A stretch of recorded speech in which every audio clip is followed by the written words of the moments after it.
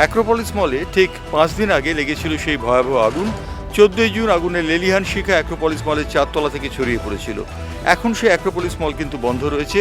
আমরা দেখতে পাচ্ছি সেই অ্যাক্রোপলিস মল সম্পূর্ণ বন্ধ এবং অ্যাক্রোপলিস মলের কাজ হচ্ছে ভিতরে। অ্যাক্রোপলিস মল কবে খুলবে সে সম্পর্কে কোনো রকম খবর এখনো পর্যন্ত নেই। আর সেই কারণেই এই অ্যাক্রোপলিস মলে জনগণের সমাগমও নেই। সব কিছু মিলে অ্যাক্রোপলিস মল এখন নিস্তব্ধ হয়ে রয়েছে। অ্যাক্রোপলিস মলের ভিতরে কাজ চলছে এবং সেই কাজ চলবে এখনও পর্যন্ত বেশ কিছুদিন। সম্ভবত পুজোর আগে অ্যাক্রোপলিস মলকে আবার সচল করার চেষ্টা হচ্ছে, কারণ যে আগুনটা লেগেছিল সেই আগুন লেগেছিল 4 তলার ফুডকোর্ট থেকে এবং ফুডকোর্ট থেকে লাগা সেই আগুন লেলিহান শিখা বিস্তার করেছিল। বলা হচ্ছে চিলিজ রেস্তোরাঁ যেটি রয়েছে সেই চিলিজ রেস্তোরাঁর ক্যান্টিন থেকে বা রান্নাঘর থেকে আগুনটি ছড়িয়ে পড়েছিল। সেই আগুন ছড়িয়ে পড়ার ফলে অ্যাক্রোপলিস মলের বিভিন্ন ধরনের যে দোকানগুলো ছিল, যে বিপণীগুলো ছিল, সেই বিপণী কিন্তু বন্ধ হয়ে যায়।